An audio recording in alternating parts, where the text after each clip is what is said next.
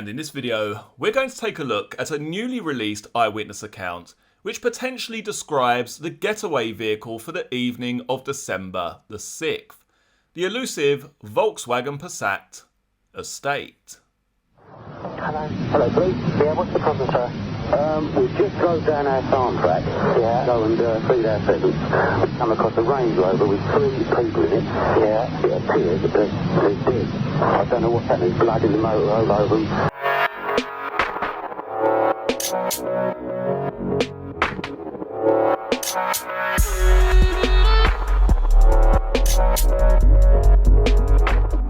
And welcome back to a new video on the Essex Boys case. As always, if you are enjoying the content, please do give the video a thumbs up.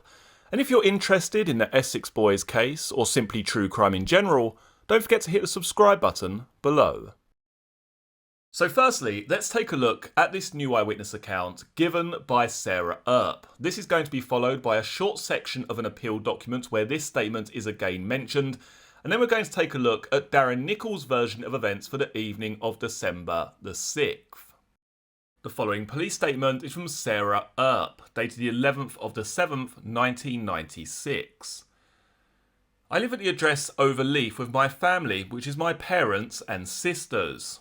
I've been asked by DC 744 Brown with regards to the Rettendon murders which happened on Wednesday the 6th of the 12th and Thursday the 7th of the 12th, 95.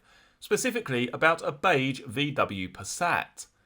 I can say that on Wednesday the 6th of the 12th, 95, I was attending college, which is the South East Essex College of Arts and Technology of London Road, Southend.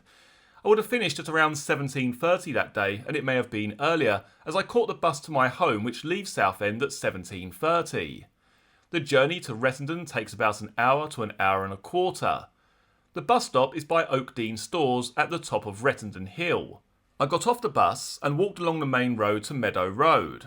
I believe I recall a beige coloured car, similar to a Vauxhall Astra but slightly more squared off, and a white Ford Fiesta old type. The beige car was parked closest to the main road outside number 2A, and the white car was parked outside 2A and 2 and behind the beige car. I did not see anyone in the cars. I recall these facts as about this time there was a lot of problems with people parking in the road and causing problems. I can also recall that the night was very cold and dark, that on the Thursday it snowed quite heavily, and I believe this was the first snow of last year.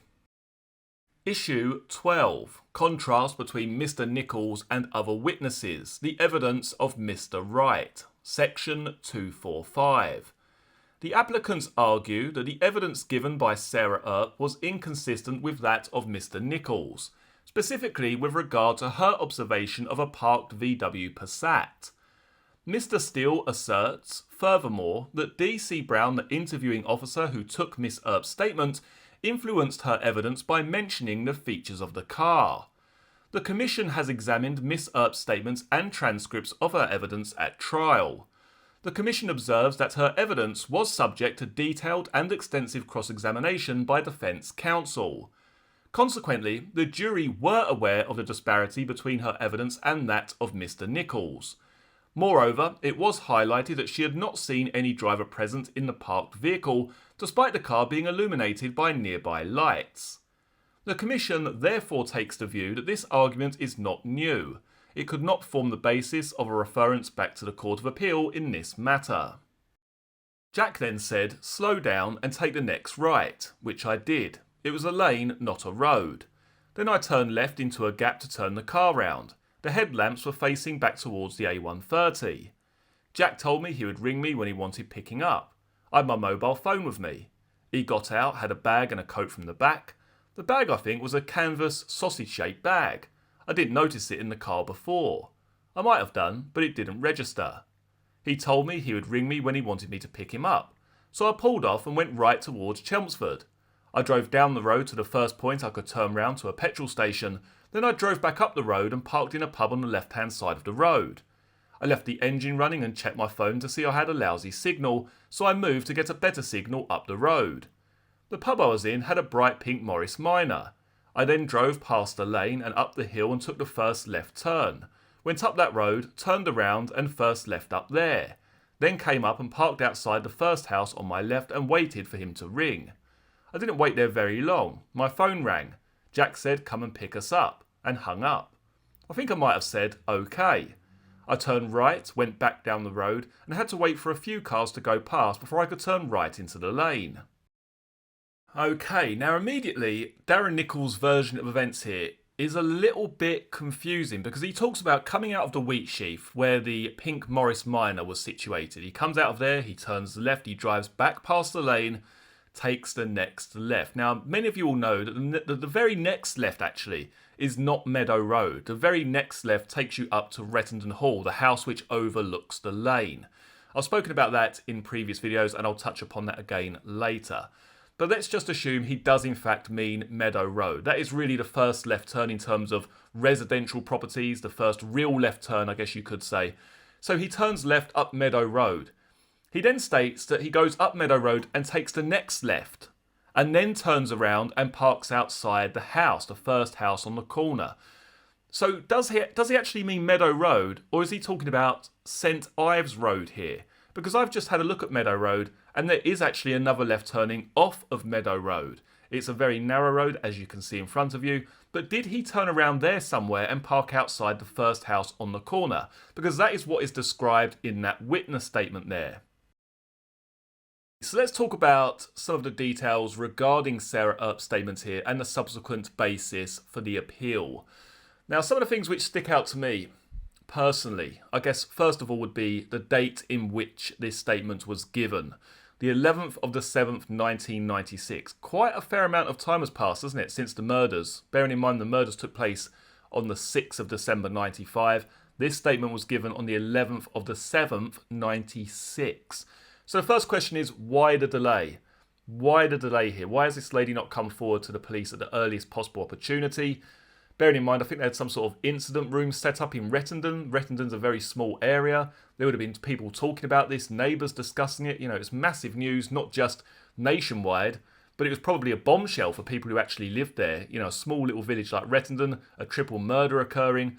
So the first question obviously is, why the delay? Why was there such a massive delay in this lady coming forward?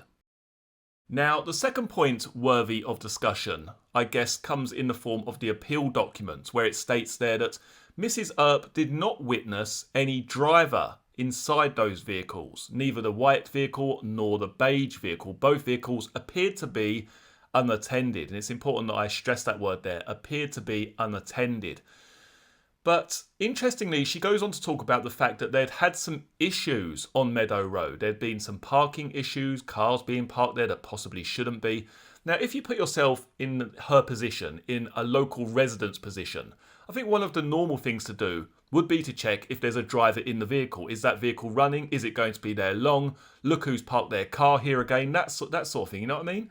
So it's a little bit strange here that she doesn't witness any driver. No driver in either the beige vehicle nor the white vehicle. The next topic worthy of discussion, and really, and I'm clutching at straws here a little bit, but really the only thing that does add a little bit of credibility to Darren Nichols' version of events for the evening of December the 6th and there being a beige getaway vehicle is really the colour of the vehicle which Sarah Earp describes. I mean, beige coloured vehicles, they're not exactly the most common of colour, are they? It's not like it's a black, a silver, a red, a blue.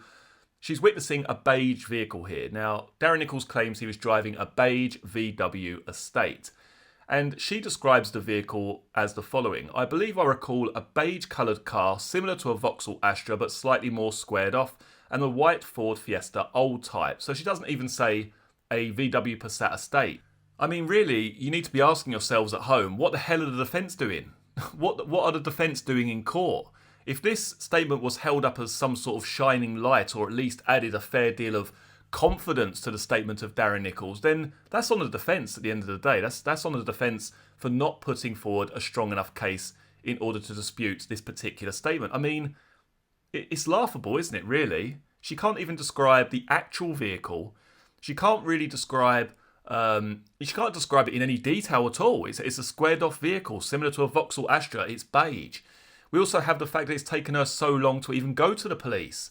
What's that all about? You know, what exactly are the defence doing? How did they cross-examine Miss Earp? I mean, it's interesting there that it mentions in the appeal document that there was a fair level of cross-examination which took place from the defence counsel. But you need to ask yourself, what exactly did that entail? I mean, surely this sort of statement is very, very easy to discredit. Surely. Combine that with the fact that there's, as I said earlier, the obvious delay in her even approaching the police with this eyewitness account, and the fact that there's not even a driver witnessed in the vehicle. It would be different if she said, I walked up the road, there was a beige vehicle, larger than a normal car. Let's just say she's not a car person then, okay? I walked up the road, there was a beige vehicle, slightly larger than a car. She's trying to describe an estate, let's say. There was a driver in the vehicle, the engine was on, the lights were on, and it was waiting there. That would be a little bit more credible than I've turned the corner onto Meadow Road, there's a white vehicle, a square-looking beige car, and we've had lots of disputes around here about parking. Couldn't see a driver inside, and I've now approached the police in 1996. To me, the defence should have been all over this particular statement. It shouldn't have been that difficult to discredit.